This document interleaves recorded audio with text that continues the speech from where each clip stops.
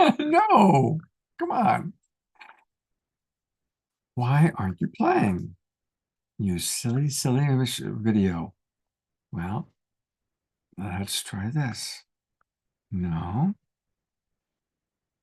You know, the one time we don't test it, right? Hi, everybody. We are going to start with our video in a moment, which for some reason was being ornery. So sometimes if I close it and reopen it, that.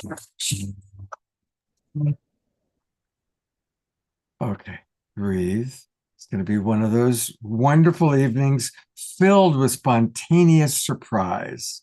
Let's try this one more time, shall we? In fact, you know what I am going to do? I'm going to cheat and I'm going to stop the recording.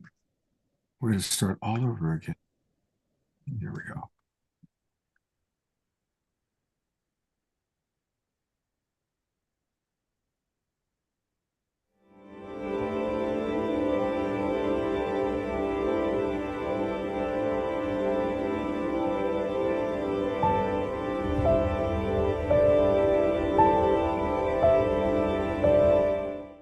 What if I were to suggest that you play a key role in the awakening world?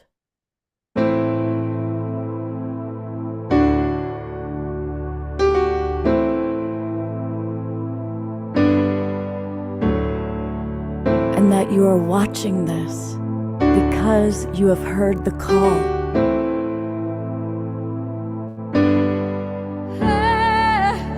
We can start right now by opening our hearts and minds.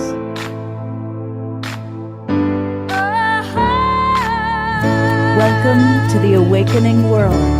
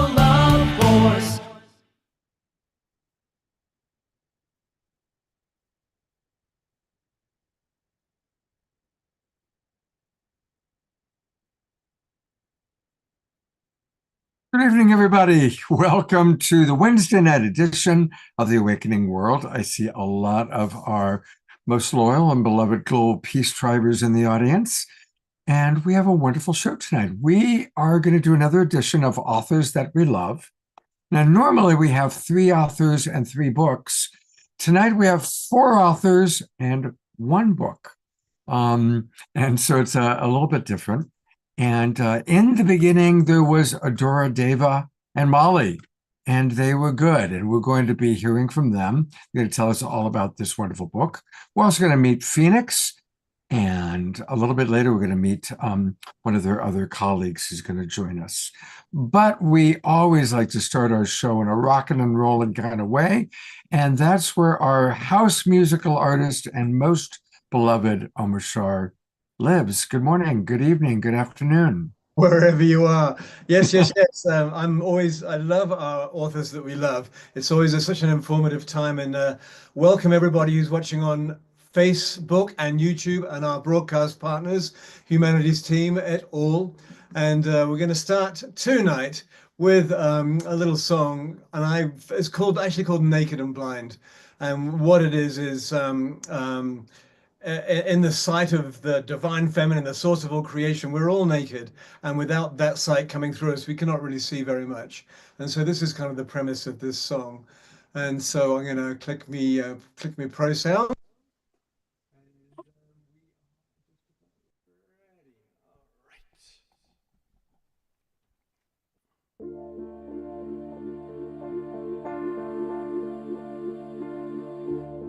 Please show me how to reach you. Strip me down, let go my mind. I was naked and blind.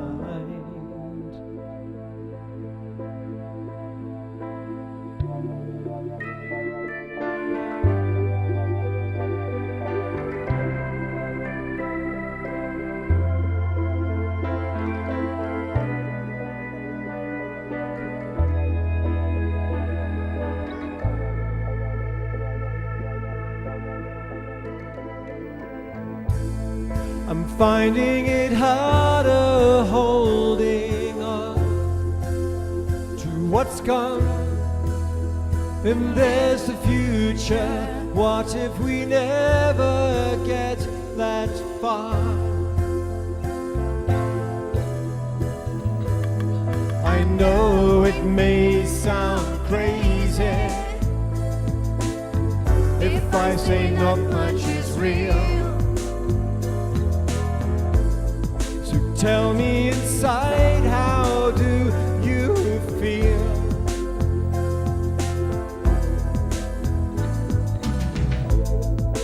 This is the time to break the mold of the old and dysfunctional way we have lived our lives so far. How much longer can we hold on to that which tears us apart? So free up your mind, open your heart.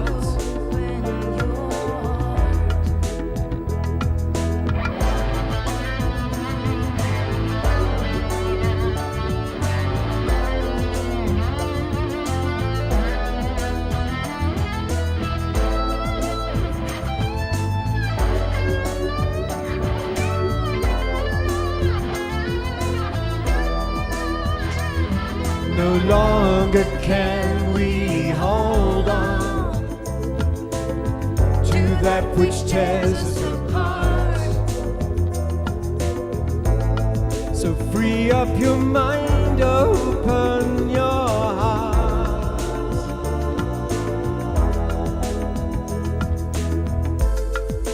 Finally free from self-disguise, I rise from the ashes of the me I used to know. You know that I am a dreamer, and I would like you to see that I am dreaming a new reality.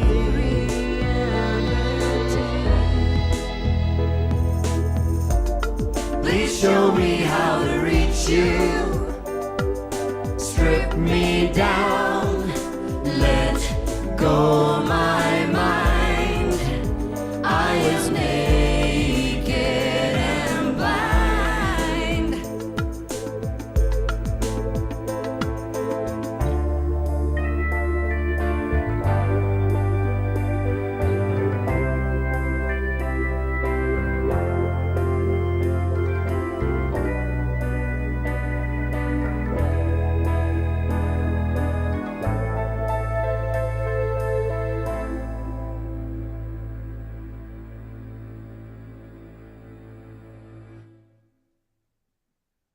Going to gallery view, everybody. Let's twinkle and appreciate Omar Shar for that beautiful song. As always, that's a very pretty melody.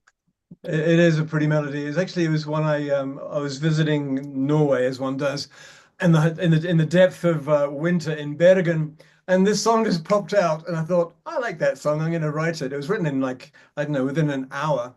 Not the whole arrangement of it, but the actual structure of it. So just one of the things that just came through really nicely. Beautiful melody.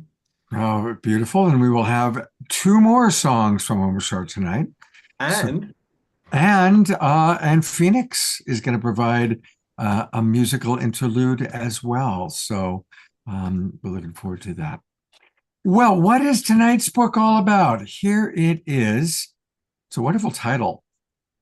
Sacred Stories of Initiation and Spiritual Sovereignty, Her Coronation.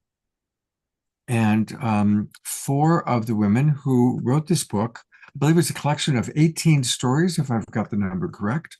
And so we're going to start off with Molly and Adoradeva, who look very confused. The camera's on you guys as we see you scrambling to find something there. Molly was looking. Okay, I'll go ahead and start. Nadine was supposed to be on here and she was my partner to get this story written, get the book written. I was in a mystery school with Nadine a few years ago, and she had said she wanted to do a book and asked several of the women, and it just didn't get off the ground. And then about a year ago, I said to Nadine, let's do it. I will find women who will write the stories and we will do it. And that's what just happened. I found women and everyone said yes. And we were able to produce the book. We found an incredible editor and she ended up writing a story too. And we found a beautiful illustrator for the cover and it all came together. So it's very exciting. I did write the dedication, so I'm going to read that. In deep appreciation for all my women friends who have seen me in the best of times and in deep inner struggle, and they reflected back to me their love and appreciation. Giving thanks to all the goddesses, Tara with her deep, compassionate wisdom, offering sweet nectar to all who call on her. Kali, who has annihilated me when things needed to be transformed. Mother Mary, who has held me in her loving arms when in deep sorrow. And Mary Magdalene, who has shown me that I can see with the eyes of my heart. I give gratitude for my husband Scott and all men who support the divine feminine. May you feel your passion rising with each story and know we all have stories to tell that can inspire the world. It's a beautiful dedication. Thank you. I also wanted to read something that Nadine and I talked about, and since she's not here, I think I will read that, and then I will hand it over to Molly to read the introduction, because she wrote the introduction, so it's great. Okay. So this is called A Spiritual Conspiracy. On the surface of the world right now, there is a war and violence, and things seem dark. But calmly and quietly at the same time, something else is happening underground. An inner revolution is taking place, and certain individuals are being called to a higher light. It is a silent revolution, from the inside out and from the ground up. This is a global operation, a spiritual conspiracy. There are sleeper cells in every nation on the planet.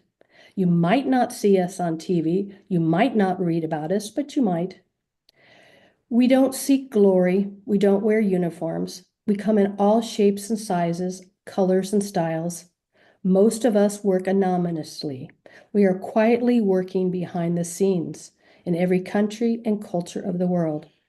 Cities big and small, mountains and valleys, in farms and villages, tribes and remote islands. You could pass by one of us on the street and maybe not notice. We go undercover sometimes. It is of no concern to us who takes the final credit, but simply that we get the work done. Occasionally, we spot each other in the street. We give a quiet nod and continue on our way. During the day, many of us pretend we have normal jobs, but behind the false storefront at night is where the real work takes place.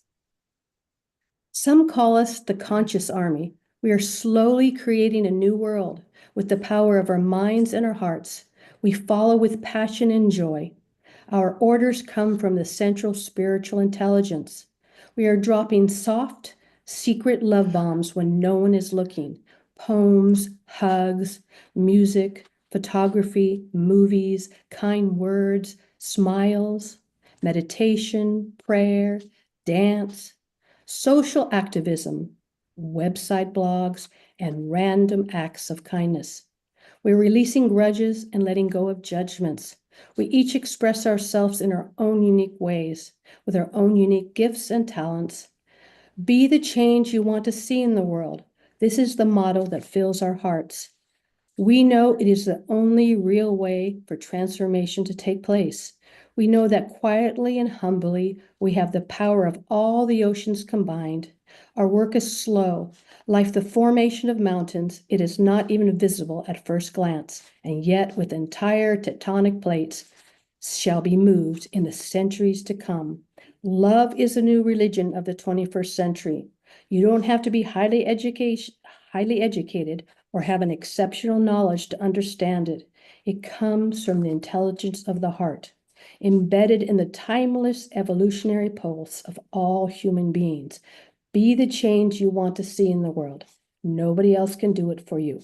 We are recruiting now. Perhaps you will join us, or already have. All are welcome. The door is open. And that was by Brian Piergrossi. I saw it and I thought it really pertained to what we're wanting to put out in the world. So before Molly shares, I want to go back and take a look at the cover and the title of the book and ask you to explain it to us. When you say her coronation, I'm assuming it's a collective her, or is it a goddess that represents this movement? Well, what I think it is that each of the women in their stories had to overcome many obstacles. And so it's really the crowning of, her own wisdom. And that's the way we thought about it, that we're all moving past our own ideas that we can't do something and able to, walk forward in our life in a beautiful way. Okay. It's like, you may be struggling, but you don't drown. It's sort of that thing that we're all able to swim in deep waters, but we survive. Beautiful. And some of us have called on the goddess to help us lift us up. Yes, So definitely. The answer to your question is yes. Okay. We've done quite a few shows on the rise of the divine feminine, and several of the people that are in the audience are, quite active in that movement. We've also done several shows about Mary Magdalene, with Eden Amadora co-hosting, Marguerite Rigoloso, I probably just butchered her name. Christy Michaels, who's a regular, I don't know if Christy's in the audience tonight, she puts on the Magdalene Feast every year. So you've got a lot of friends and people that I think can relate to what you initially wrote or read, I should say, and what we're here to learn more about tonight. And Molly and I did go on a tour to walk the path of Mary Magdalene not too long ago. Yeah, in France. In France. Yeah. Wow. All right. When Eden got back, she did a whole slideshow.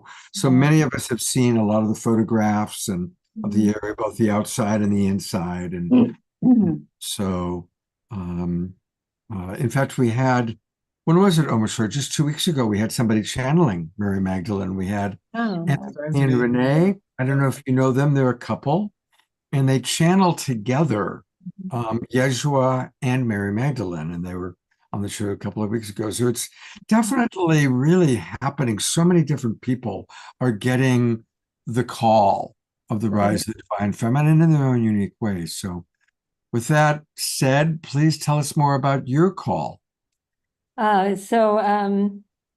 The divine feminine and masculine is so in my heart right now. So Yeshua and Mary Magdalene together.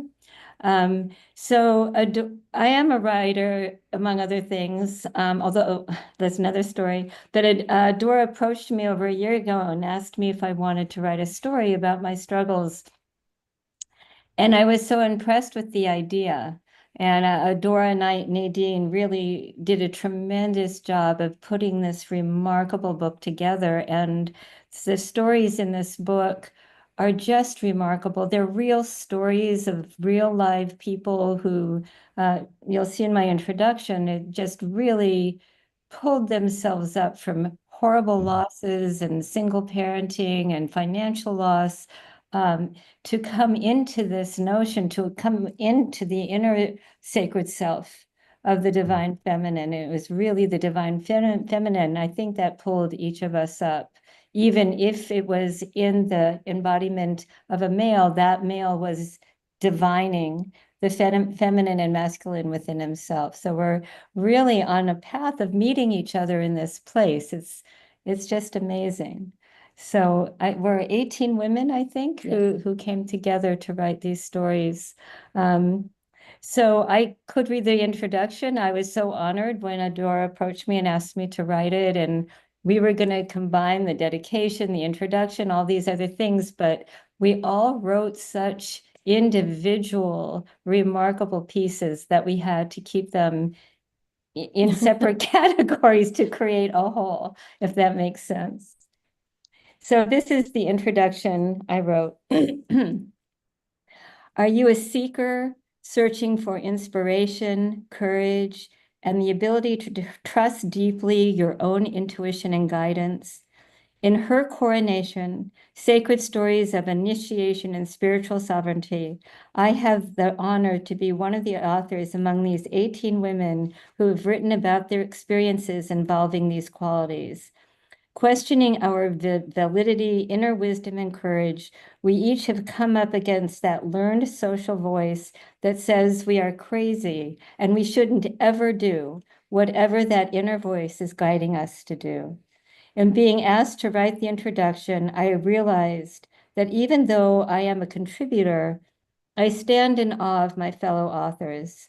Living off the grid in a yurt, a real estate agent riding a bicycle to avoid financial loss, finding bliss within the poverty of India, realizing higher self-truths after almost losing a finger during a harrowing hike, leaving home at 17, only to land a couple of years later in the loving, compassionate teachings of the Green Tara. These are just some of the experiences shared in this collection. It is my hope that these stories will grab you in the same way they grabbed me. Written in gripping prose and vivid poetry, I have realized two things. One, each of these accounts has asked me to courageously look at the fears stopping me from moving toward my next inner truth. And two, even though I am a contributor, this guidance doesn't ever stop, and I am forever encouraged. While I am slow at realizing these things, taking long drinks from the stories in this book, I also began to realize again what is possible. For these are not fairy tales. No matter how long the real and rich possibilities take to sink in they do. These are true life adventures that are filled with grit, poverty, single parenting, devastating divorces, and unexpected deaths of loved ones. Yet each woman finds the voice of spirit within herself, and step by step, crumb by crumb, on hands and knees, is lifted to areas within herself that she never imagined. In fact, could not have imagined, as the Spirit's design for each of us, when we finally decide to follow it, no matter how wobbly we may be, is far greater, more generous, and imaginative than anything our own hearts and minds could ever create. These stories are meant to be read again and again. Eventually, courage and inspiration will take hold in your heart, and you will trust that your own inner voice and guidance will not lead you astray. And ultimately, this is what these stories say. Take heart. Take your own heart into your own heart and listen. Allow even one of these tales to enter your bloodstream and ignite. Beautiful, beautiful. So just to be clear, all 18 stories are more autobiographical. Every single one of them. Every one is autobiographical.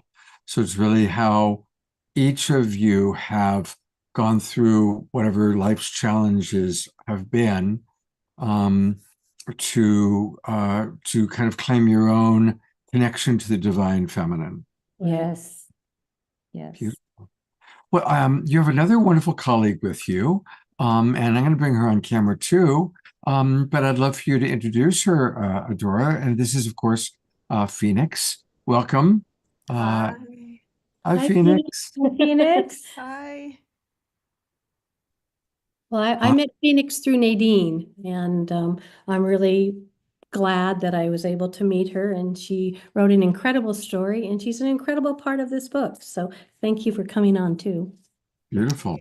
Yeah. Well, Phoenix, tell us, if you could, it would be wonderful to hear what your story is.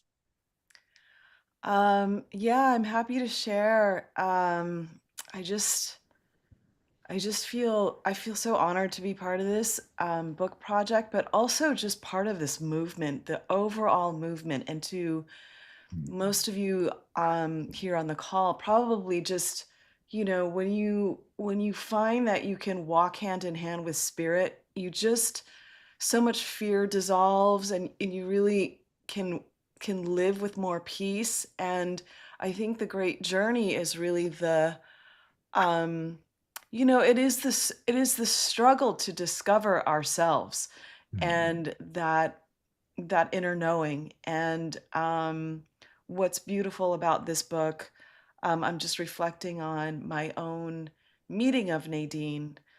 I met her, she was doing a 13 Moon Mystery School event at a yurt in Berkeley, and I innocently have no idea what the goddess is, find my way there somehow into this dance practice to awaken the primal goddess, which I knew nothing about.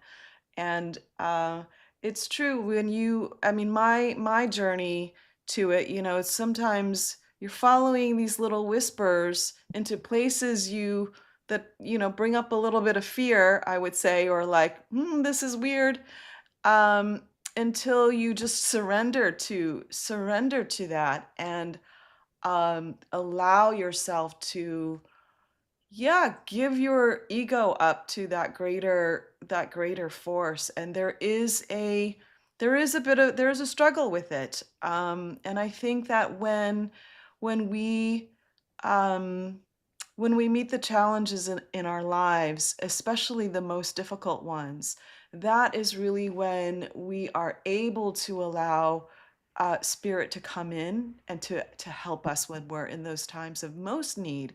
And so in reading these stories and reading my own story together with all the stories of these women, I mean, anybody who is alive at this time, we can see each other in our stories. We're so very similar in the struggles that we face, whether they be grief and loss and or divorce, or just especially the women's journeys to overcome our own the old models of what it meant to be a woman. I think that that's part of the of her coronation is really us. I write in my chapter about this embodiment piece and the way of divine feminine spirituality I find to be slightly different than the pathway of what I had known spirituality to be. Praying in a church, Jesus Christ, it just was never part of my culture. And it was almost like, I mean, it was like the goddess like hit me beside the head, what is this? Because it wasn't part of our overculture. It wasn't part of my overculture anyway. And I think that's really beautiful because it really is a pathway into oneself as opposed to it's seeking out. And reading Adora's journey and mine around dance and movement and this whole embodiment piece, and what I am now bringing forth through She Living Ministry, um, is this is and womb consciousness, and how important it is for us to be focusing this way as opposed to outward, um, seeking for external validation. It's really how do we go inward and ground, not only to our hearts, but then also to our wombs where the seed of creation really lies. Because I feel that we are, we are at a time where I feel we are to birth new things. And those new things are coming through us. And women, particularly, are really connected to that through our wombs. As mothers, we birth things, and there's the going into the void is the way in. I would say, to the bigger light. That was my journey anyway. And in my own personal story, I speak about how music came in. Spirit started talking to me through music, and I didn't grow up with any sort of religious or spiritual practice. As you can see, I'm Chinese American, and when my family moved to this country, we didn't have a lot of grounding in the culture. And so in my divorce story, I'm sorry, I laugh because my story starts with me. My only way to pray, I didn't know how to pray. And I was kind of on my knees, like just saying to myself or somebody, help, help. Mhm. And the funny thing about my story is when I was crying help in my consciousness, it started coming out with the Beatles song, Help, I need somebody, help, not just anybody, help, I need someone, help. Um, and then the lyrics just like came streaming down. When I was younger, so much younger than today, I never needed anybody's help in any way. And it's true. I didn't think I needed any help until you need freaking help from somewhere else, and then then you surrender to it. And then the songs just kept coming, and the Beatles and Let It Be and Mother Mary. And my heart started to open and expand, and spirit kept coming through me through songs. Just, the soundtrack of my life, and whatever it is, sometimes it's sad, and sometimes it's painful, and people have written songs about that, or people have written poetry about that feeling. And that's part of our human existence, to express that. And then it's true, we don't feel so alone. Um, and now, my the way that I want to share my transformation is through music, and is through Om Shar's beautiful song at the opening here, when we can connect with our hearts and sing together a tune with one another in the field of love. And then even the power of music and movement and dance to uplift and get us into the vibration of joy. So yeah, so that is where I am now, where I have arrived. There's still so much we can create together, individually and together. There's still so much music to write about, and to share. So yeah, I hope that you'll have a look at this book, and be a witness to our stories, that you might find, or whoever's listening might find your own story. And in that, there's so much healing that happens. Beautiful. Well, I want to acknowledge you. We've been doing this show for almost 5 years. We always have different musical artists. We've had hundreds of artists and songs, but that is the very first time anyone's done a cover of the Beatles' Help song. That is a new moment in Okay. the Global Peace Tribe music history here. I do want to read some of the comments that are coming in from our wonderful audience. Diara writes, "Love your story, Phoenix. Spirit taught me about emotions, also through song." Omushar writes, "Eloquently spoken, Phoenix. Freaking help is here in the form of the divine feminine." Mhm. Absolutely. And Susan Bloomquist writes, "I hear truth in these women's words." There's authenticity to this presentation. And somebody asked, really enjoying what she's heard. Is the book available? And the Kindle version is what we've got that we put in the chat box, and the hard copy will be coming out in a few weeks. And again, you can order this book. I put it into the chat box. But for those of you watching on Facebook and YouTube, just go to Amazon. And if you pop in Her Coronation, it comes right up. Just put in Her Coronation, and that's where you can buy the Kindle version right now and read it off of Kindle. And we're really excited to kind of be premiering this, really. I think we're the first ones that are kind of actively promoting and sharing this book out. You mentioned the 13 Moon Mystery School.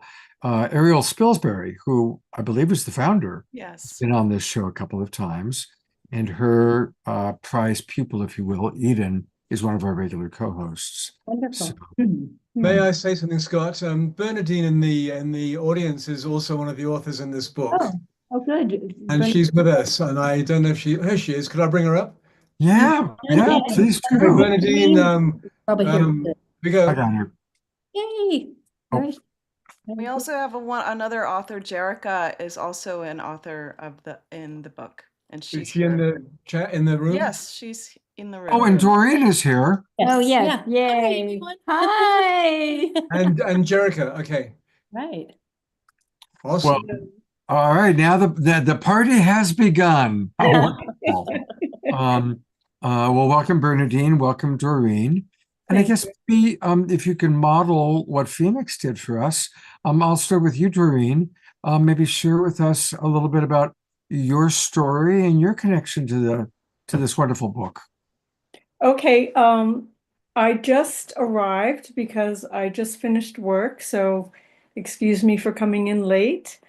So the prompt, I guess, is just to talk about, I haven't heard anybody else, so Oh, I'm sorry. Sure. that's okay. I'll go to Bernadine then, because if Bernadine's been here for a little while. I can share. Prompt, yeah, the prompt will be to share kind of what your story in the book is, and how you kind of came to this wonderful project and kind of what it's Yeah, meant. I was invited by Adora. It was an honor to be invited, an unexpected gift. And I had been writing my own blog, so I feel like I was already preparing myself for this when she said, "Do you want to come write a chapter in this book? You've got some interesting stories." And so I was super honored, and I got to write my story that I'd already kind of pieced together in sharing my blogs. And so I put a couple of them together and wove them into what was my story going through divorce, also like Phoenix, but also kind of hitting that point I think I've heard a lot of women speak to, where they hit a wall with trying to find a healthy relationship, trying to find their soulmate, trying to find someone they can finally, feel at home with, or feel like, there's something that you're seeking and you don't know if you're going to find it. And the fear that comes with that, and the sadness that comes with that, and especially when you're a single mom with kids. So that was my journey and my story. And right when I was about to give up, I found my person, and he's just walked in the door, and he's going to cook me dinner. So I'm excited about that. But before all of that happened, I did have a spiritual process where it was about, coming to understand that we're all connected, and Goddess is in all of us. And so being able to see that in everyone and hold that for myself was really an important part of my journey and my growth, so that I could find the love that I finally could give myself reflected in another. So that was my journey. Beautiful. Thank Yeah. you for sharing that. Yeah. And what does being, since the title is Coronation, how do you feel coronated? Is it having met your mate and having a mate that's a great guy who makes dinner for you? Is that part of the I think it was, well, I start my story out with sharing how the verbal abuse that I experienced as a child kind of imprinted in my world. Some distorted version of what love was. So I kept choosing the toxic, damaged masculine version in, the father of my children initially, and then on and on and on. It kept, the cycle kept repeating. So it wasn't until I could, go inside, like Phoenix talked about, and, do my own healing work inside of the conversation I was having with myself about my own identity and my worth. And there's a phrase that I tell in my storytelling where I changed my inner dialogue from who will deal with me with all my stuff, all my faults and all of my shortcomings, to who gets to be with me. Wow, I love that. From who put up with me to who gets to be with me. That is powerful. Yeah, and that was the big shift for me. And then I started noticing things change after that, and how I was showing up in the world and how people were seeing me, and then ultimately, finding my person to hold me in that light as well. And what were some of the breadcrumbs? Meaning, you said that you started noticing some changes. What were some of the little things that took place that let you know that, okay, I'm on my path now? Yeah, it was actually kind of a significant piece where I was traveling through Europe, which I had done on my own a couple different times. And before, I had felt really alone. And then when I was traveling this last time that I went by myself, I noticed that people were responding to me differently and more open, and just really wanting to be of service and just shining the light at me, like I deserved, attention and to be helped, just because, like I looked like I needed help, and they would show up to help me, and things like that were really in sequence. So it wasn't like it was like one incident and then a long time, it was like after I had that shift and then the ripple. And I think life works that way. And we underestimate the power of manifestation. And if you can imagine it, then it'll show up. And I forget that myself, even though I've seen proof of it over and over and over again in my life. So it's a good reminder for not just, my story and wanting to manifest a partner, but really, like, how do you want your life to be in the world? And that's the work that I do as a guide and a life coach. And, I do women's programs and things like that also. So there's a calling that I have as, like, service to life. And it feeds me simultaneously, for sure. Beautiful. Well, I hope that if your husband isn't too shy, maybe you can bring him on camera for a minute or two sometime before the end of the show. Or if he's right there, is he available? He's right there. He just Well, bring him on. Let's see the lucky guy. Let's see the guy who won the lottery and got to be Bernadine's partner. Hey, Hey, how are you? Congratulations on winning the lottery, the Bernadine lottery. it's beautiful to weave with another soul and share aspirations and be a container to support each other's growth. And what more could you ask for? Wow. Wow. Well, everybody in the Zoom room just sighed a collective, oh, I want one of those. I want one of those. Beautiful. Thank you, Bernadine. He's taken. Well, that's a hard act to follow, but Doreen, I'm going to give you a shot at it. Welcome to the awakening world, and we would love to hear your story. Hey, thank you, Scott, for giving me this opportunity. Well, like Bernadine, I've been friends with Adora for a long time, and she asked me if I wanted to come into this project, and I immediately said yes. I didn't know what I was going to write about at the time, and it's interesting, that process. I could have written about at least seven different things, right? My life has been like that, a lot of change and a lot of coronations along the way. But the thing I chose was almost coming through me as I called my story A Swami's Tale. And so I have a Swami, and he's an Indian guru, and he's not in his body anymore, but the story is about how I met him and the journey that I took, from originally just seeing his picture and then doing processes and then going to India and going to his ashram.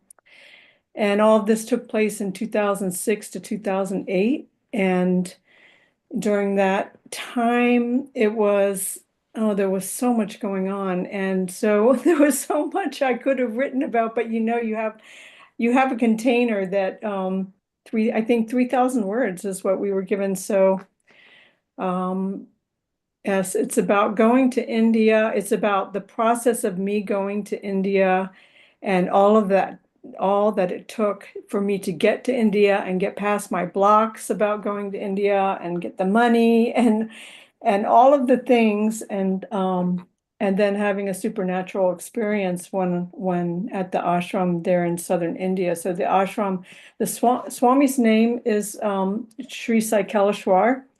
He's not in his body anymore. He actually left his body in 2012. But I was blessed to be one of the hundreds or maybe thousands of people that got to spend some time with him while he was here for just a short period of time from 1973 until 2012. So he didn't spend a lot of time on the planet, but he did make a very big splash. And he created this ashram that's still running called the Shiva Sai Mandir in Andhra Pradesh in a small town called Penakonda, which is north of Bangalore. And so he had quite a dynamic, enormously dynamic life. You can look him up if you want. And his name is Kaleshwar. And so, yes, so that was my story. And yeah, it was quite a ride. It didn't stop in 2008, by the way. It continues to this day. And that was just the beginning. Yeah, that story is just the beginning. And everything changed for me. It was an enormous coronation. Everything changed for me. And I was reading today this quote from Rudolf Steiner, because, I mean, basically what Kaleshwar was working with supernatural energies, and he was giving people experiences. And my experience that I wrote about was a darshan with the Mother Divine, and that was in the physical. And, not many people in the world get to have something like that, right? Just a handful. And so there's a lot of personal unworthiness and self-doubt and all of the things that, in the beginning when you're like, maybe I won the lottery or something, I'm not sure why I got to go, but you're like, why me? And then I started to say, why not me? And as you go through these processes, your self-esteem starts to grow, and your unworthiness just starts to drop away. And all of the things that we as humans carry, all of these, what Swami had called blocks. It could be too much anger, it could be too much fear. Fear will stop you in your tracks. And it could be never trusting anything is another one, doubting everything, or just I think after studying these things for almost 20 years is that unworthiness, I think, is so rampant, and underneath, most people's operating system is running this unworthiness, right? So this you know basically what Swami was giving people was supernatural experiences, not just myself. And so one might say, well, why? Why do you do that? Why would you do that? And what difference does it make if you see the Mother Divine, in the day-to-day life kind of thing? And so of course, I've thought deeply on this for a long time, but I read a quote today from Rudolf Steiner. Rudolf Steiner was a great visionary and mystic of the last century, and a great, left us a lot of interesting information. And he says, for each step you wish to advance along the mystical path, you must take 3 steps to become a better human being. Love that. And that really rang true, because as we go through these processes, and that's why I love this book, it's 17 different views, feminine views also of these processes that we take. And some of them are more in the mundane world and some of them are more in the mystical world, but they intertwine with each other. They're not separate. You know, and so when we have these mystical experiences, whether you're using plant medicine or going to South India to an ashram or whatever you're doing, you know, it is actually ultimately making you a better human being. It's opening the heart, it's making you more compassionate, and it's dropping all of these silly blocks, you know, yes, a good gardener, that's right. I'm reading the chat. Yeah, so there's my story, and the story continues. I continued to have other mystical experiences with him, which I will actually probably write about more and more. And Beautiful. I'm going to bring up, here's a photograph of your master, yes, the yay! Kalishwar, and I'm sure many of the people in our audience have heard of him, and maybe some others have also studied with him. Um, Yes, nice. so very beautiful being, and you're right. It was a short life, 38 years. Hmm. So that is definitely a short life, but a powerful and a meaningful one. And a lot of people are commenting now about Rudolf Steiner. Of course, he created the whole idea of organic biodynamic planting. And Tiara put a quote in, which I'll read, from Rudolf Steiner.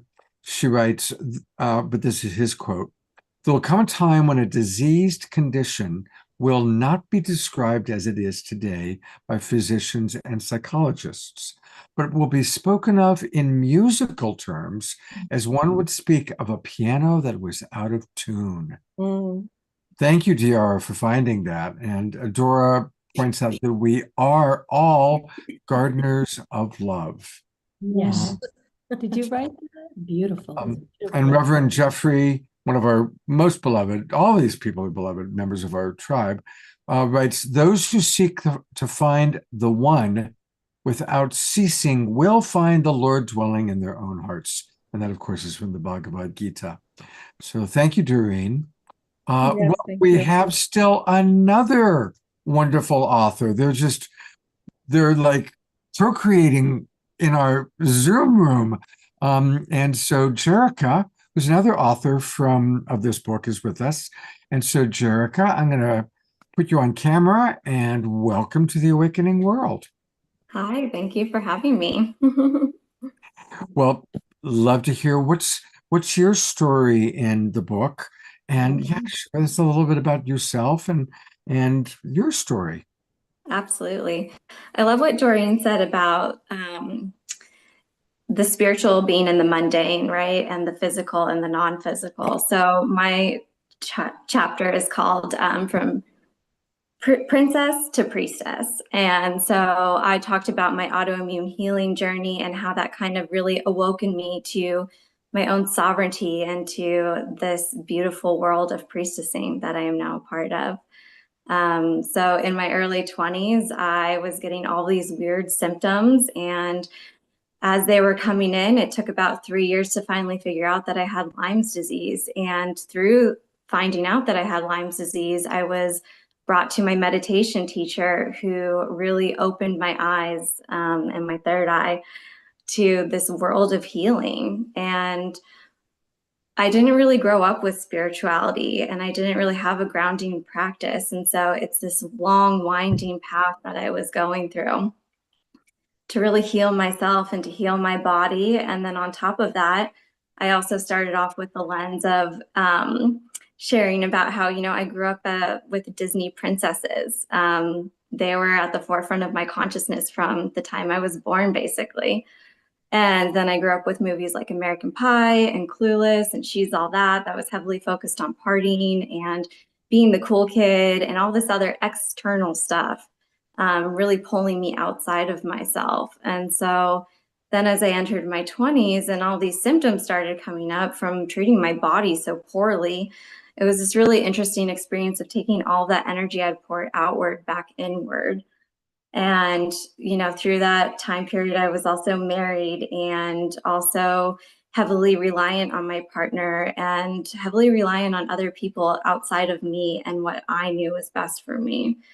And then even having things like gluten allergies taught me how to speak up for myself and how to use my voice and how to be in my power. So it's just been this really interesting journey of what's been going on with my health. And when I was able to start working with the emotional component of what was going on, then everything started healing in the physical. And then that also led me to my spiritual path. And along the way, so I found my energy meditation teacher, which led me to the priestess path, which also is where I found Nadine originally when we were part of a group called Wisdom Woman many moons ago. And then that's where I also met Cindy, and before She Living Ministry, it was She Living Media. And all of these things have swirled together in a beautiful way, and it continues to unfold and blossom. And I now support other women, helping them work with the emotional component of whatever's going on with them physically, to restore their health and their happiness. So that's my story.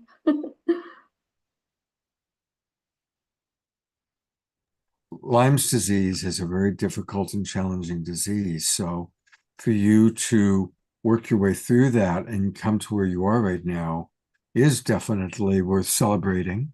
And when you talk about kind of the emotional component, do you use Louise Hay's practices, or kind of have you made up your own? How do you work that? Yeah, I'm a tapping practitioner, so emotional freedom technique, tapping on the meridian points to loosen the stuck energy. And then I do a lot of shadow work with my tapping. So we go straight to the place of where there was a rupture, what happened with them in their younger years, and kind of go and pull out the weeds and till the soil until we plant new seeds and they can bloom again. So that's the process that we go through. And tapping is just so powerful because it works quickly. Usually within 6 sessions, I can help people get to a baseline of stability again, which is amazing. Beautiful. Would you be willing? I mean, this is spontaneous. I've never met you before. There's my dog who just came jumping up, and she's probably showing off her spring cut. She just got her spring cut. Would you be willing, if there was a member of our audience who's got something going on, to be willing to talk to them a little bit and do a little tapping with them? Absolutely. Yeah, I'd love that. Okay, fantastic. So let's do this. What we're going to do is we're going to go, because we're about the mid-show point. So we're going to go to Omashar for our mid-show song. And then if anybody wants to receive a little spontaneous nurturing and support from Jerica, put a note in the chat box, and then I will choose somebody for you. How's that sound? Great. And here's Omashar. And there's Green Tara.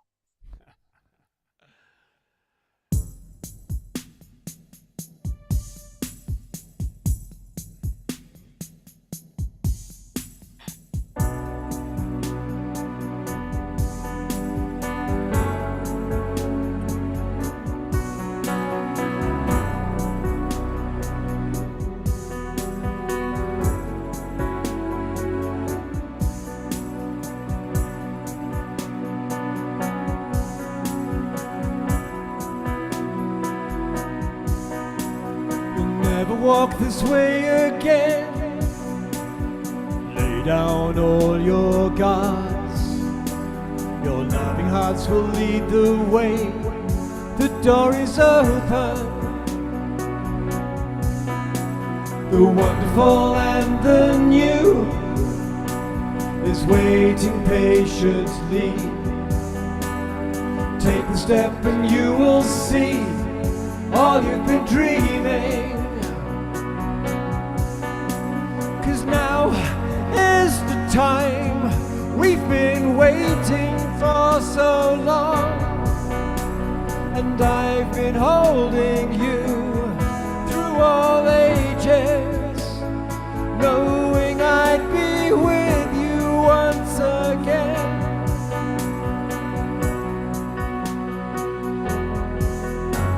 You'll never be alone again.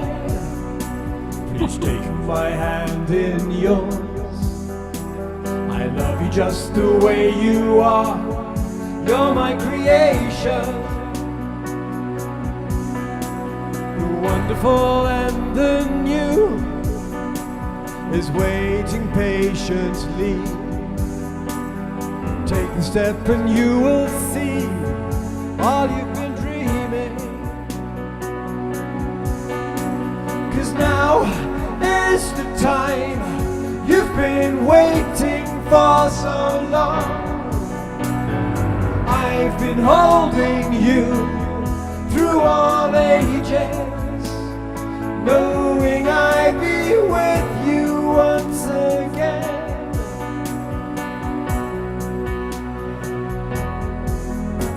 Bum bum ba dum ba da da da dum da da da. Bum ba dum bum ba da da da da da da.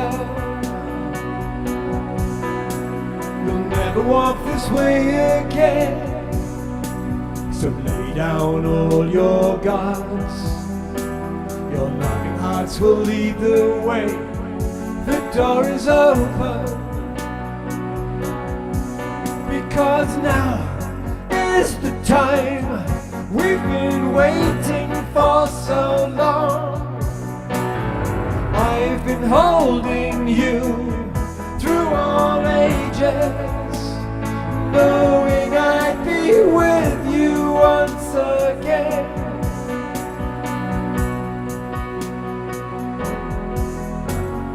Bum ba dum ba da da da, bum da da dum dum bum,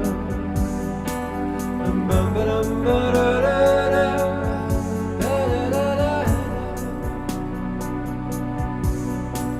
You'll never be alone again. Please take my hand in yours. I love you just the way you are. You're my creation. You'll never walk this way again. So lay down all your guards. Your loving hearts will lead the way. The door is open.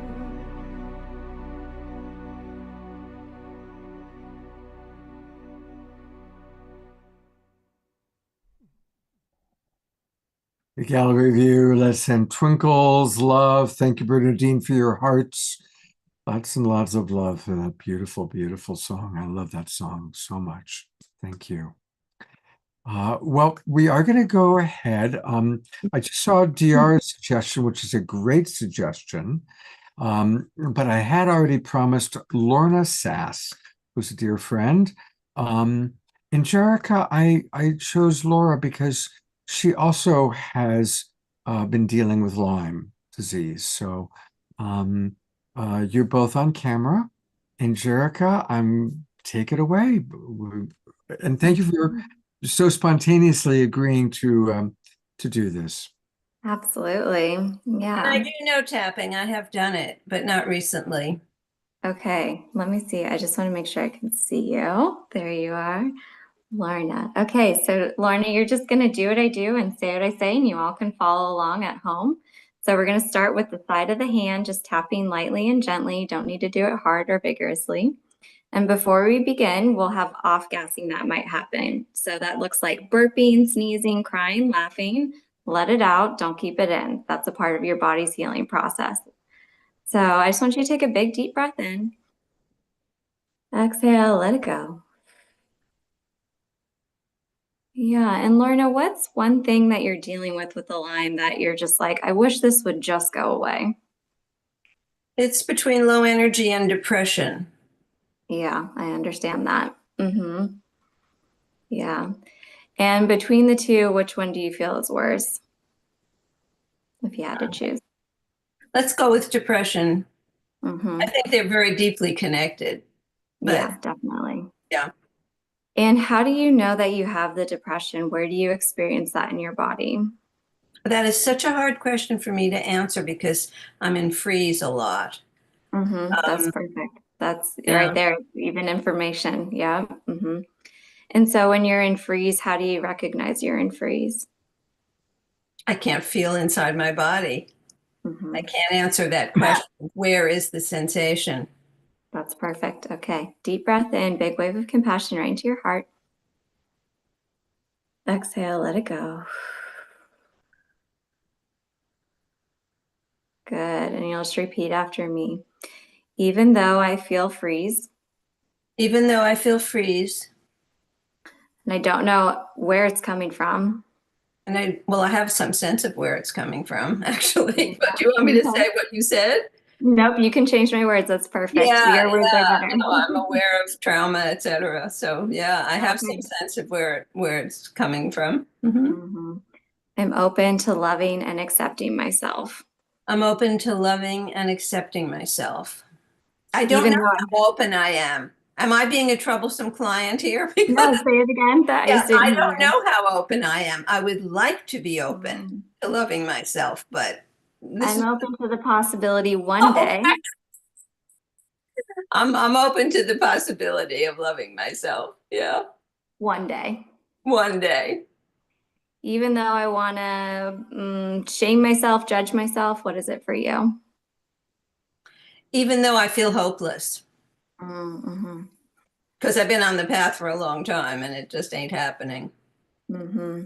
I'm open to being gentle with myself right now. I'm open to being gentle with myself right now.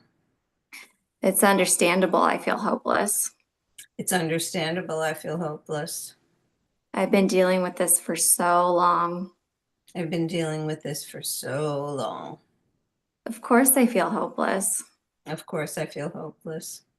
I'm open to being compassionate with myself I'm open to being compassionate with myself as I tap and breathe through this. as I tap and breathe through this. Big breath, big wave of compassion right into your heart. Exhale, let it go. And just notice if you're feeling any sensation, allowing it to be there. Just let it come up and out. That's okay. Big breath.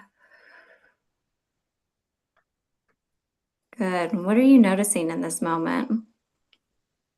Any thoughts or feelings coming in?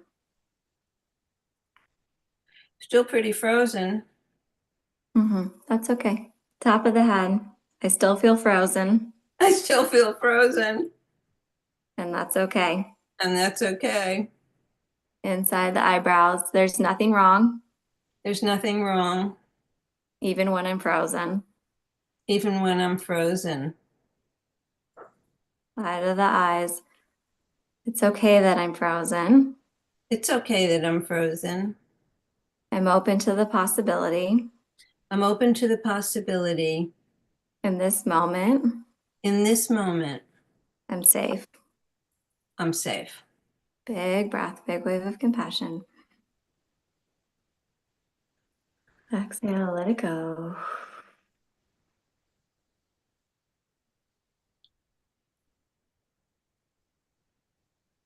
Good. Under the eyes, maybe I'll start to thaw out. Maybe I'll start to thaw out. Maybe I won't. Maybe I won't. Either way, Either way, I choose to be kind to myself. I choose to be kind to myself. Under the nose, I've been dealing with a lot. I've been dealing with a lot. Of course, I'm frozen. Of course, I'm frozen. I'm sending love to the part of me I'm sending love to the part of me that feels stuck.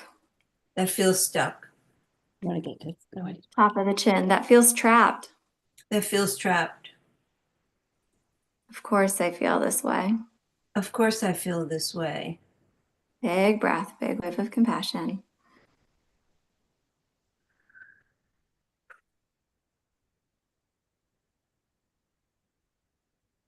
All this fear. All this fear. What if it never gets better? What if it never gets better? Tapping on the collarbone. I'm terrified it will never get better. I'm terrified it will never get better. And I just got a tick bite last week, which felt like it re-traumatized me, but it did test negative. That's good. Yeah. Of course, I feel all this fear. Of course, I feel all this fear. I just got a tick bite. I just got a tick bite. That's re-traumatizing. That's re-traumatizing. I'm open to sending myself so much love and compassion. I'm open to sending myself so much love and compassion As I tap and breathe through this. as I tap and breathe through this. Big breath, big wave of compassion.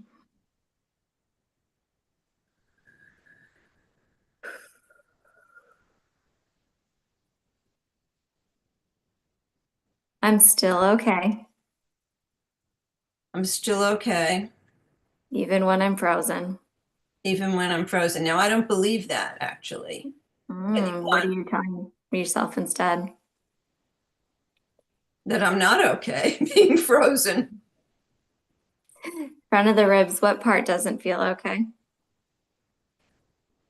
Well, I think it's my mind that's playing the tricks. Mm-hmm. And the tiredness. Mm-hmm. What job does your mind think it's doing by telling you it's not okay? It's trying to correct me in some way. Mm-hmm. Well, it makes me bad. There must be something I'm doing wrong. It's basically my mother's voice. I must be doing something wrong. Mm-hmm. That I'm not feeling any better no matter what I do. Yeah. And so if we were doing a full session, that's the place that I would dig into. And since we're in front of a big group of people, I'm going to pause us there.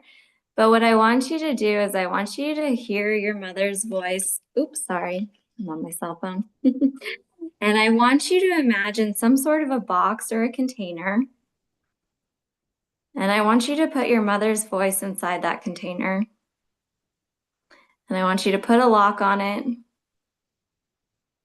And I want you to send it as far away as you need it to go. It can be anywhere. So I get some space from it. Great And when you have idea. that, sorry, go ahead. That's a great idea. I love it. Perfect. Does that feel far away enough now? I've sunk it way, 10,000 fathoms under the sea.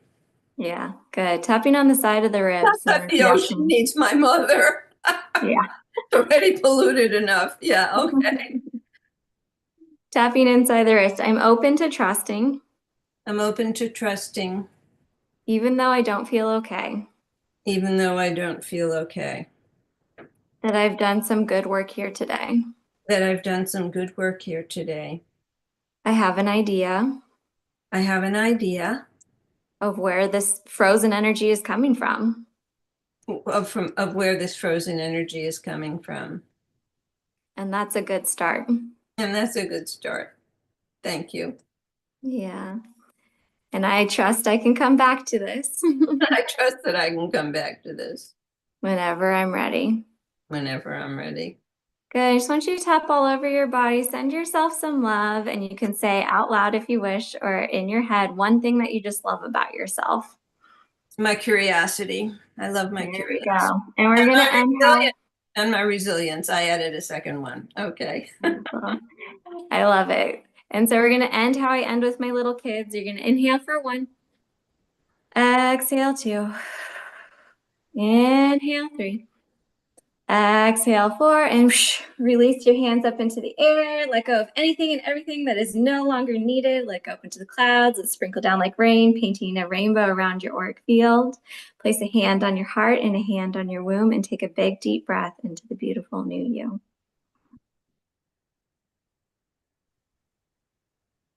Thank you, Lorna. Appreciate you. Please reach out if you want to continue anything. Thank everyone for witnessing.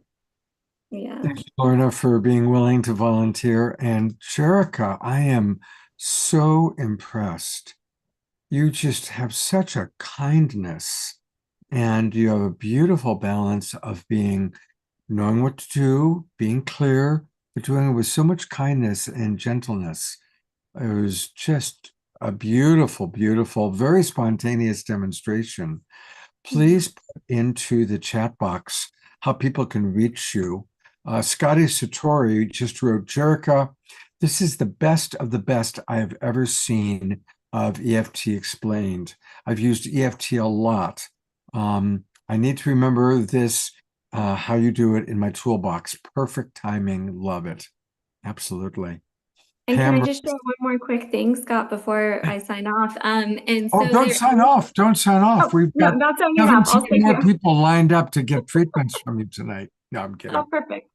I just wanted to share that there is something called borrowed benefits. So as you're watching, as you're tapping along, you can also get the benefit of tapping.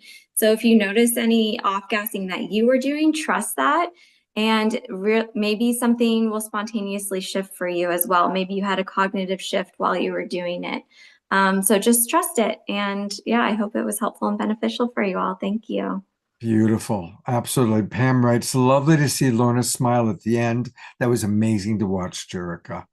Eleanor Troy writes, Jerica, Lorna, you are both brilliant. So lots of appreciation. To put in the chat box so people can reach you. Thank you. Well, that was a lovely, spontaneous something. We're going to go back. You know, it all began in the beginning. It was Molly and Adora, and we've gone on this beautiful journey, and we're going to come back to Molly and Adora because they haven't had a chance to fully share their stories. So do you see us okay?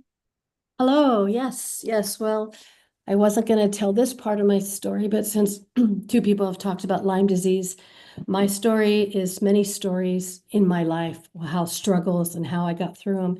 I also had Lyme disease for many years and struggled doing antibiotics and IVs and you name it. I was trying and I wasn't getting well.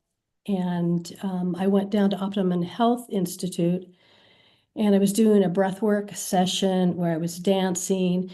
And all of a sudden, I heard in my mind, like words from Babaji saying, I will always be with you. And I got this aha at that moment. And I'd thought earlier in my life, I had wanted something to help motivate me to pray. And I certainly was on my hands and knees praying since I was so sick. And that was the turning of me getting better, is finding an emotional component to that. And then I continued doing light therapy and lots of other therapies, and I did get well. And interesting enough, after I heard those words in my head, a song came on, this I Will Always Be With You. And it was by Scott Grace, which some of you people know who he is. And so I reached out to him, and I know him since hearing his voice and hearing it beforehand. So that was one of my stories. Another story, I'm actually going to just read this one part of another story. My chapter is called Dance Your Prayers because most of my life I have danced and embodied the goddess to work through and enter states of ecstatic and work through traumas. And so this is, it says, there in front of me was a flyer and it said, Dance the Goddess and the 21 qualities of Tara. I was transfixed and I knew I had to attend this workshop. Something about the description of the dance of the goddess was compelling. The 21 qualities of Tara, it's a Tibetan Buddhist practice. It's a mandala ceremony. The weekend class was to be held in the San Francisco Bay Area. I signed up immediately along with a friend, Amanda. Dancing in the classes, I felt I had become Tara. I was in complete joy and presence. Here was a prayer practice that used movement as a sacred dance offering. It was to embody the divine. It was another example of prayer in motion, a practice that was created by Premadasara, which had been danced for the Dalai Lama, and offered in many countries around the world. I had known kindness as my religion, and here was a practice that teaches that compassion is a healing balm for the world. Saturday after class, we were given an aspect or praise of Tara to dance the following day. The dance would be for an audience and a well-known Lama. While in the hotel room with Amanda, I started to freak out, and I told her I can't do this. The vulnerability had brought out in me Such fright. My old shy self was coming up again. I was completely frozen and beside myself. I was wondering how could I perform the next day. I felt I wasn't good enough. Memories of fear, being judged, came flooding in. As a child, I could not talk in front of a classroom or a group of people. I would go blank and I could not speak if called upon. Silence and invisibility had been my safe companions. Once again, I was so afraid to express myself. I had regressed back to childhood. The difference that day was that I could talk about it, pouring my heart out to someone I trusted. Amanda calmed me down. She asked me why was I afraid since I had been teaching ecstatic dance. And I shouted to her, "It's a performance." She helped me to see that the dance I was about to do was an offering. I would be dancing for the benefit of all sentient beings. I would become the embodiment of Tara, who gives her blessing to all those who receive her. That was the gift, to think of it as an offering. This new perception changed me, and I was able to dance the next day. In divine perfection, the quality I was given to dance was transformer of poison. Embodying Tara in this dance began my devotion to Tara, and I found another doorway to bliss. So, yeah, that's one story. And I'll tell another short story. Another story in my chapter is about my relationship with my previous partner, Mellon Thomas Benedict. And he was an inventor of most of the light therapy devices that are on the market today. And he was well known for his near-death experience. I traveled with him quite a bit when he gave lectures, when he was a keynote speaker on NDEs or light therapy. And the story ends pretty tragically. I won't tell you the whole story, with him losing everything, including his brilliant mind. So that was a pretty tragic part. But why I wanted to read this is the last poem he wrote before he died. I wanted to read it because it was about me. And I remember love. Golden fireflies dance with you. They sparkle like fairies in the night. And I remember love. The nature of your spirit embodies the emerald green Tara. And I remember love. To be loved by you, I am blessed to be loved by you. To love you is heaven on earth, Mellon. So, Oh, that's so beautiful. Thank you. By the way, Scott Grace has been on the show before. oh, cool. Yeah, Scott's been on. Molly, is there anything you'd like to share? So I'm trying to think of where to begin. I grew up in San Francisco and ended up in Boston, Massachusetts for way too many years. And what happened was I ended up joining a cult without knowing it in San Francisco, which took me to Boston. And so it took me 40 years to get back to California. And my story is written in poems. And I tried to write it in prose and poetry too. And we were broken up into buddies. And my buddy said, get rid of the prose. Let's just see what happens when you write in full poetry. And so all of a sudden, my home, I had boxes of journals, crates of journals, and my whole home was filled with these journals from my past, dating back to 1980. And I found these treasures of poems. And for a long time, I didn't think I could write poetry. I wrote it, but I didn't think I was a poet. And when I found these treasures recently, I've reclaimed myself as a poet because of my connection to the divine feminine and the absolute necessity to dig down deep and reclaim our gifts. And I've been writing my whole life, but off and on. And what Doreen said about unworthiness, that seemed to be my God for very many, many years. So my story is called Reclamation, and it's a story of poetry going into the shadow work that saved my life, going into the dark goddess, Sylvia Perez's book, The Descent of the Goddess, Ishtar Anana, Queen of Heaven and Earth, two of my Bibles. That therapist I had grew me up on these stories about the importance of darkness for the woman. And so she introduced me to the goddess, and I was beyond my jaw dropped every time she talked about the goddess, because all of a sudden there's a loving entity.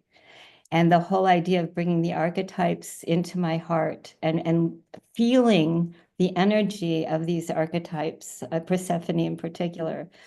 So being raised on the darkness of the goddess and the treasures that can be found in the dark, and being a storyteller and into fairy tales my whole life, they also saved my life. Understanding that there are gems at the bottom of the deepest, darkest wells. And that's really what the fairy tales are based on, although they're very moralistic and got to do right by them. And so they didn't really work, of course. But so there I was stuck in the winters of Massachusetts, dying to get back to California. And so I delved deep into the darkness of winter and wrote poems remembering the beauty of the Golden Gate Bridge. We had a view of it from my childhood home in San Francisco, and how the majestic bridge would rise up out of the fog, and the fog would just create this skirt around the bridge. And then you'd see the golden legs sinking into the ocean and the golden tips rising up, and the foghorns were my music. And so I would sit there in my home, just everything covered with snow, and I'm a short person, and it was 10 feet tall. And my friend said, if you're going to dig out the snow, put a red hat on top so we know that you're underneath all that snow trying to dig yourself out. But it was a miserable time for me. And so I write about the seasons in particular, and how eventually I held on to this dream to get back to California no matter what.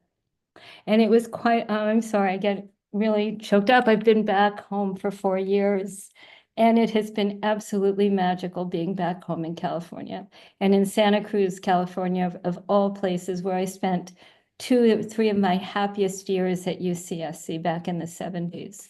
So the story is told in poems about raising my daughter, about the incredible beauty of the fall, the horror of the winter, the coming of spring, the heat of the summer, the bugs and the flowers, and raising my daughter, trying to get into school to become a therapist, the failure of getting in, the success of getting in, and then building my practice, and the death of my parents, the death of my brother through COVID, which got me home. That was it. I had direct guidance once he died. I couldn't come home to see him because it was in the summer of COVID, in the summer of 2020. And I had direct guidance one day. 2 of my very closest friends, within 24 hours of each other, told me they were moving out of state. They were just about my only friends left. And that night I stayed up crying and praying on my knees, meditating, and I got some of the clearest guidance I've ever had. And the guidance was, you can stay here in Massachusetts, you can stay here in this really beautiful town and really make an effort to make a life and make new friends, or you can go home to California. It's your choice, you know. And there was just, it was COVID that put my therapeutic practice online so that I could move. I got my license in California finally, and there is no question. Within 6 weeks of that decision, I was on an airplane from Boston to San Francisco. And so my story is more or less about this through poetry. And if you're interested in the story of the cult, I have written an award-winning novel called A Break in the Fog, and I'm told it's really, really good. It's intense and deep and really good. This is what I've been told. Wow. And can you put the information on how people can order that into the chat box? I did put it in. I'll be happy to put it in again. It's called A Break in the Fog. You can find it on Amazon. You can go to my you can go to abreakinthefog.com to read all of the reviews about it. I'm very proud of it. And a few things brought me out of the darkness in Massachusetts, and one of them was studying the family constellation approach, which has become my absolute passion. And this is ancestral work where we go into the soul of the family without your family members needing to be present. And we look at unconscious, unwanted soul agreements. in the love of the presence of our ancestors. And you don't even have to have known them. There's just so much love that comes through when we invite them in. And then you're able to really have a shift in consciousness as you make new and conscious agreements in the presence of your ancestors, and they come in to help like nobody's business. They're so connected right now back to the presence of love that we're made of. Beautiful. Here's her book. It's A Break in the Fog. And if you just go to abreakinthefog.com, it pulls right up for you, and you can buy it using PayPal. You can buy it on Amazon. And a reminder that we're here celebrating this wonderful collaboration of 18 amazing women called Her Coronation, Sacred Stories of Initiation and Spiritual Sovereignty. And you can get that on Amazon. The Kindle edition is available now. Just click and buy with one click. And I'm going to read some of the comments that have come in from our audience, and then we're going to come back to Phoenix, who's going to bless us with a musical interlude. But here are some of the comments coming in. Diara points out that lots of soul shifts took place while Molly was sharing, and that's true. Susan S. moved from Chicago to California, and Diara moved from Massachusetts to California. So you've got two sisters in the audience who can appreciate that journey. Several people really appreciating the poetry that you read, Adora. Thank you so much for that.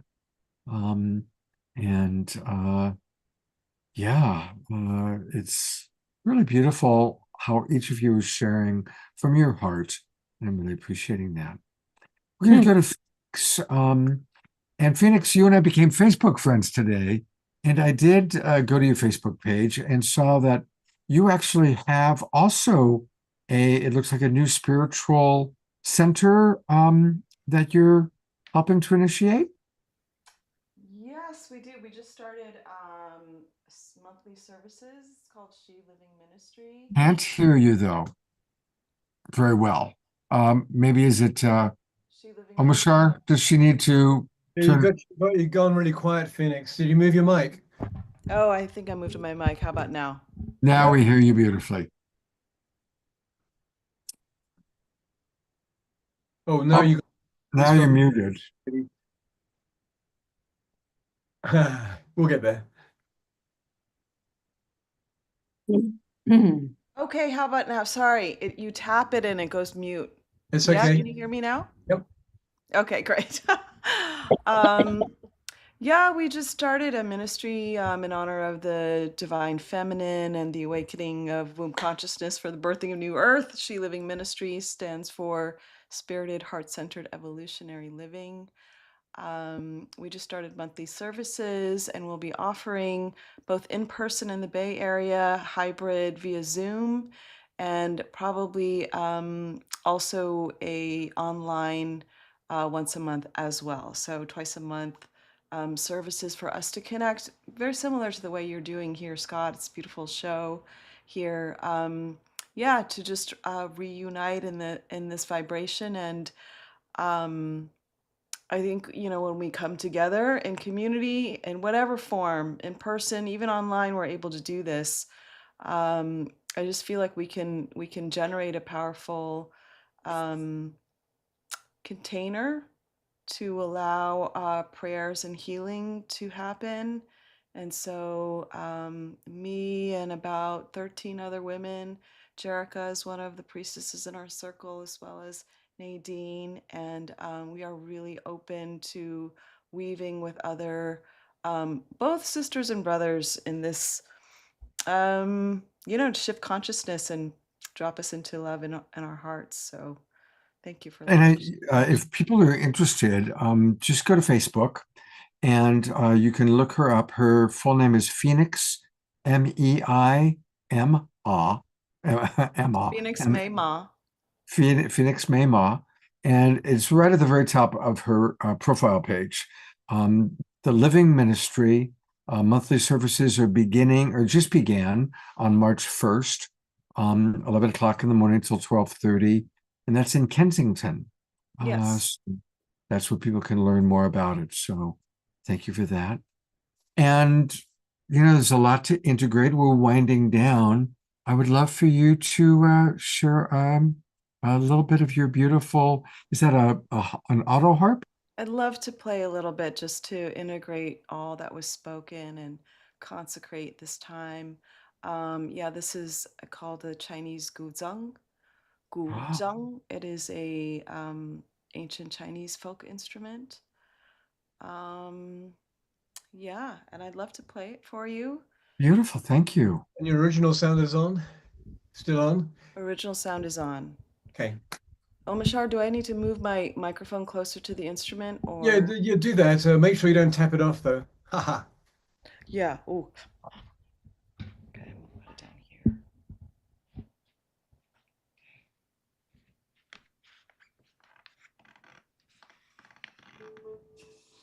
Can we hear that?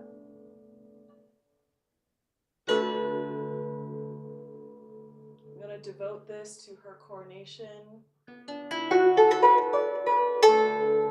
to all of us, hearts opening, finding our way back to our bodies.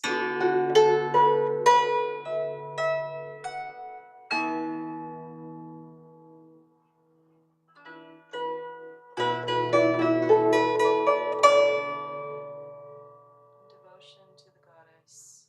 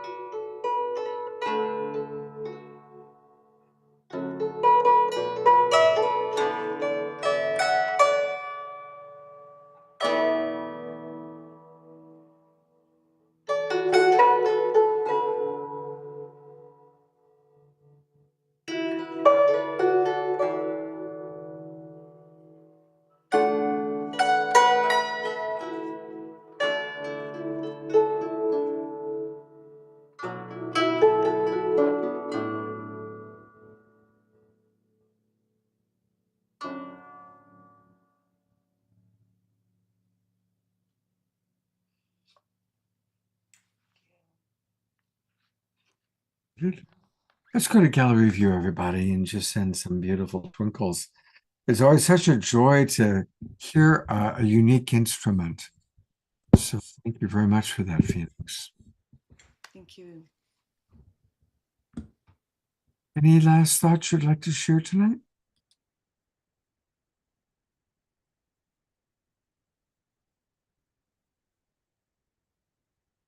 Oh, are you asking me? Yes, I will bring Molly Um, and Dora back one last time, but I was asking you before I. um,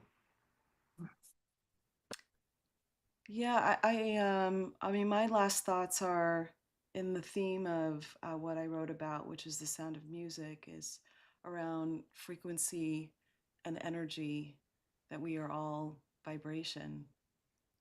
Um, and yeah, I know that when we drop in together like this and just open our hearts, we can really open to miracles. And I'm excited for what's happening on the planet and all of us and our deepest expressions flourishing, that we are all medicine for each other and are in the things and the gifts that we have to share.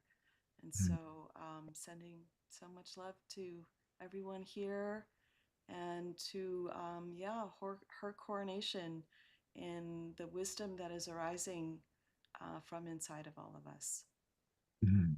Beautiful. Thank you, Phoenix. We will bring all of our guests up one last time, but I want to make several announcements, actually. I want to let you know what we've got coming up. And on Saturday night, it is time for another Soul Search collaboration. Once a month, we collaborate with Soul Search and Tangela. And once again, she's got some wonderful psychics and healers who are going to be coming on. So you want to make sure that you're in the Zoom room on Saturday night so that you can receive, similar to what we saw Lorna spontaneously receive from Jerica today. We've got all these people who are psychics, Reiki healers, or Reiki masters that are going to be providing psychic readings and healings this Saturday night. So make sure you're in the Zoom room. And then it's going to be a very special Sacred Sunday show. Once a month, we do a Sacred Sunday show. And this year, or this month, I should say, I'm going to be coming to you live from the Soul Search Enlightenment Expo. It's happening in San Rafael. And I certainly want to invite all of our Northern California friends to join me live on Sunday. And we're going to, this time, it's going to be a full day Sacred Sunday show. We're going to actually carry all 8 presenters, starting with myself at 10 o'clock in the morning. And I'm going to be talking about how to kind of complete this winter time and prepare for the spring. Then we will meet a new friend, Catherine Goldsby, talking all about coming out of the psychic closet. And then Yuri Lee, you remember her. She's been on the show before. She's going to talk about past life regression and time traveling. Then Anna Starr, who of course is a regular on this show, talking about the awakening process. Then a fellow named Monty Leach, I don't know him, but he's going to be leading a meditation. Annie Batchelder on soul consciousness and the Akashic Records. Marnell on aligning with abundance. We all want to become a money magnet. And then we're going to close out with one of our favorite luminaries, John Gray, the author of Men Are From Mars, Women Are From Venus. He's been on this show a dozen times. We'll be closing it out at 5 o'clock. So we've got a full day Sacred Sunday show. So definitely put that into your calendars. And a reminder that it is that time. We are approaching spring, which means that it is time for the spring season of the awakening world. So for those of you that are in the Zoom room, thank you for subscribing to the winter season. And some of you have already subscribed to the spring season. But for those of you who have not, please do so now. I put the link into the chat box. When you subscribe, of course, you will get all the Zoom room links for all of March, April, May, and June. And for those of you that are watching on Facebook or YouTube, now is a great time to join the Global Peace Tribe. It's easy. Just go to globalpeacetribe.com. You're going to learn all about our upcoming shows. There's what we're doing right now, Authors That We Love. And then click register for the new season. And that will take you to our registration page. And it's easy to register. You can come in at all sorts of different levels. And that way you get the links to our Zoom rooms. And let me tell you, the Zoom room is where it's happening. There's always lots of chatter. And of course, that's where things like Jerica's wonderful spontaneous healing took place. So now is a really, really good time to join the Global Peace Tribe. We're a beautiful group of amazing people, truly from all over the world, and gather together every Wednesday night, every Saturday night, and periodically on Sundays. So please do join us. All right, I'm going to bring all of our presenters up one last time. And each of you will have a chance to share one final thought. Phoenix, you get to double dip since I already asked you that one. Here's Omar Shar. He counts. Here's Doreen. I know that one of our gals is off having dinner with her husband.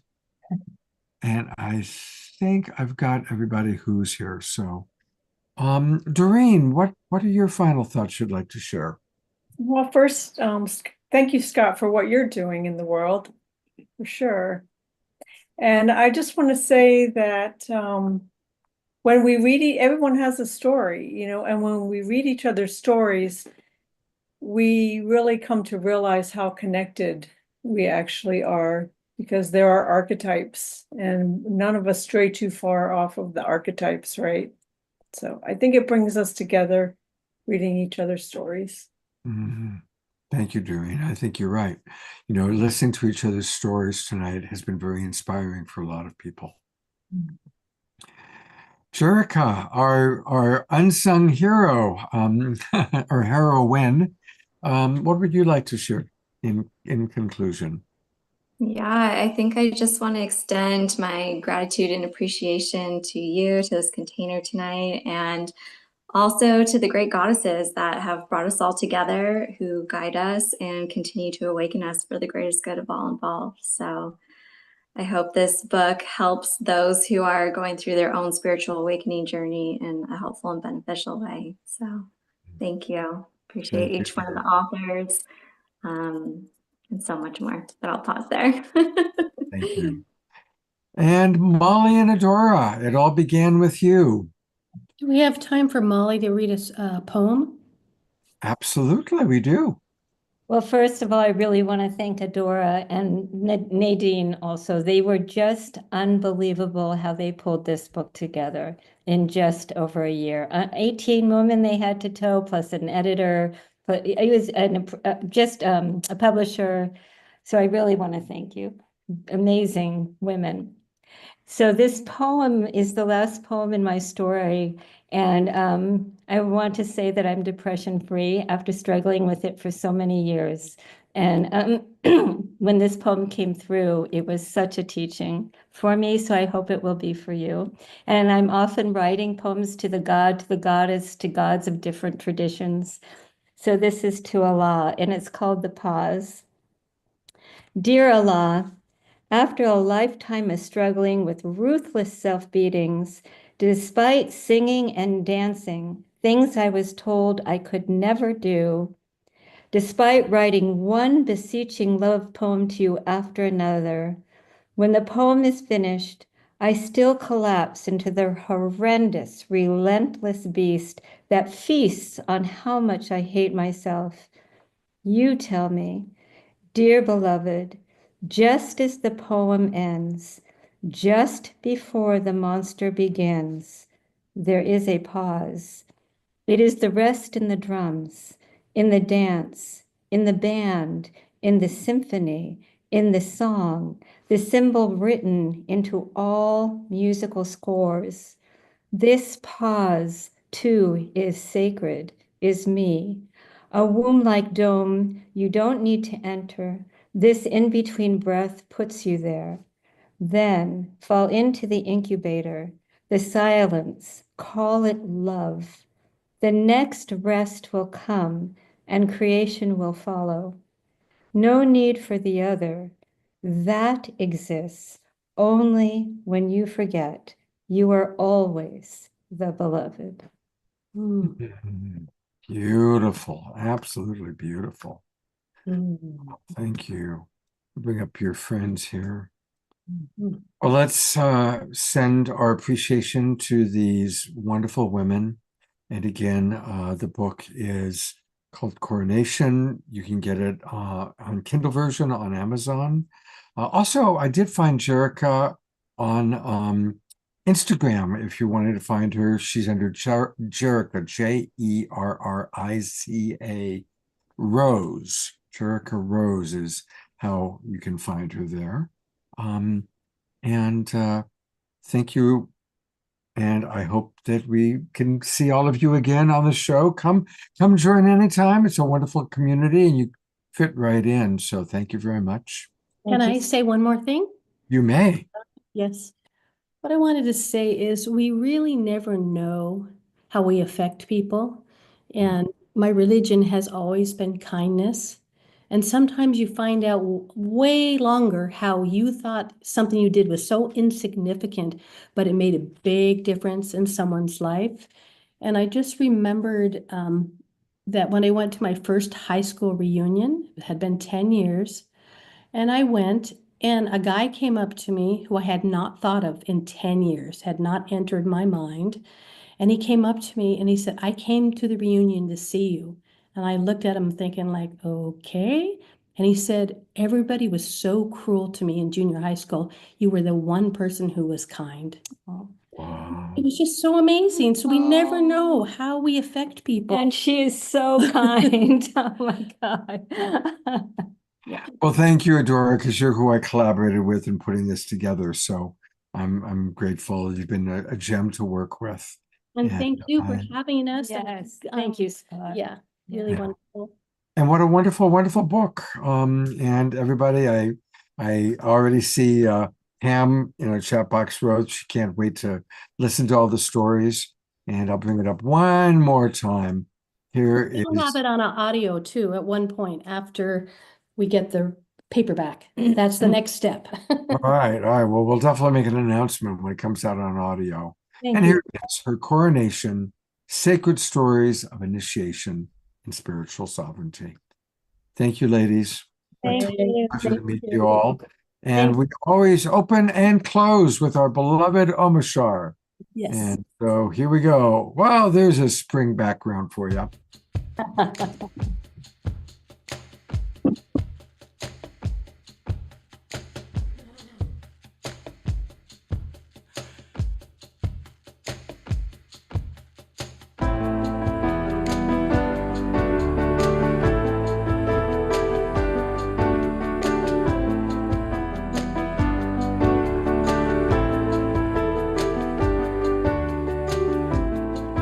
Let me shine a light inside, and I'll show you where your truth resides.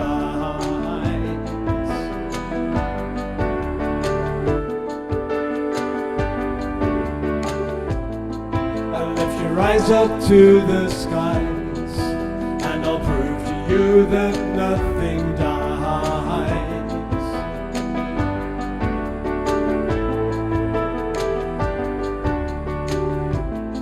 Together we will rise again, and we'll make amends for what we've done.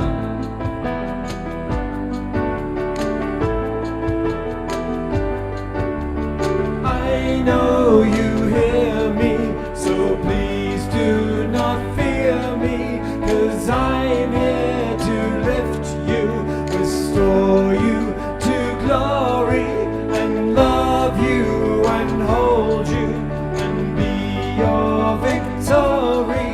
My child, I will welcome you home.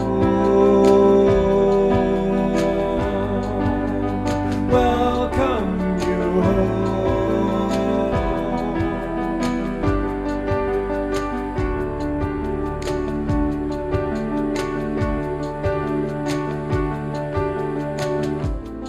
So let you take your hands in mine, as I look at you, your spirit shines.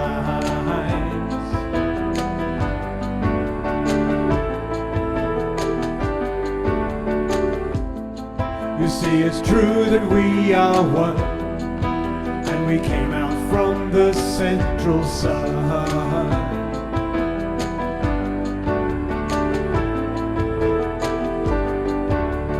I know you hear me, so please do not fear me, 'cause I'm here to lift you, restore you to glory, and love you and hold you and be your victory. My child, I will welcome you home. Welcome you home.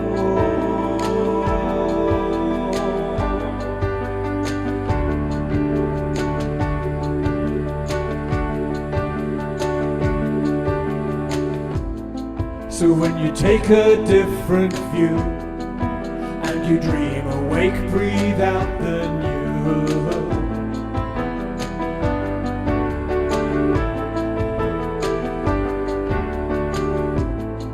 The world will come alive again, as we dance and sing and make new friends.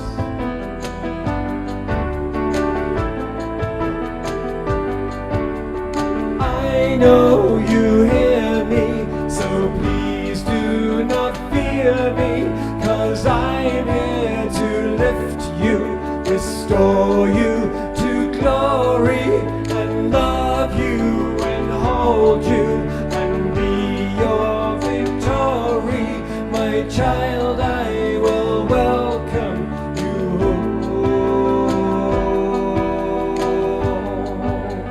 Welcome you home. Welcome you home.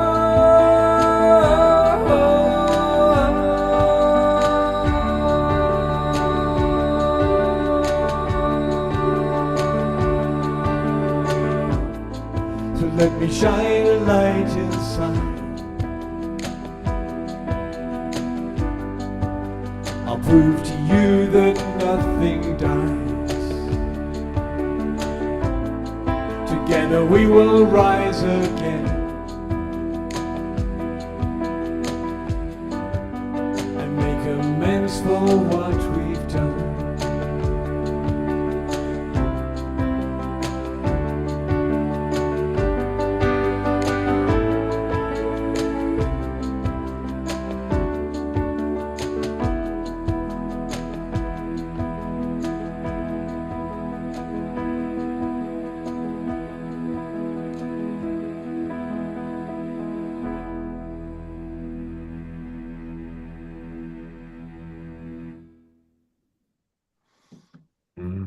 Love that song so much. I know so many of us do.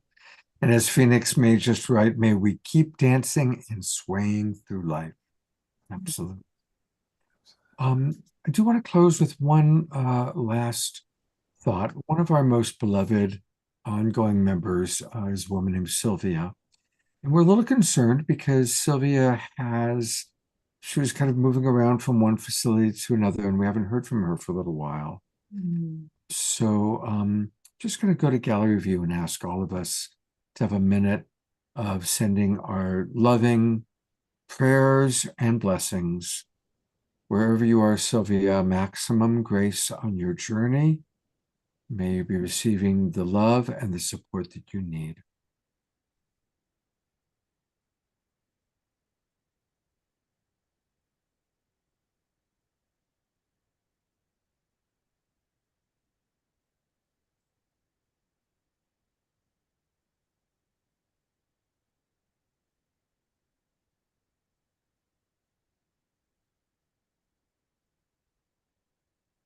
Thank you, everyone. Have a beautiful few days. I look forward to hopefully seeing all of you on Saturday night. And remember that we can see the divinity in all, and that's how we make the world a little better place, a little brighter. God's blessings. Thank you again to all of our presenters. And Lorna, by the way, said that she's feeling better. So thank you, Jerica. Take care, everybody.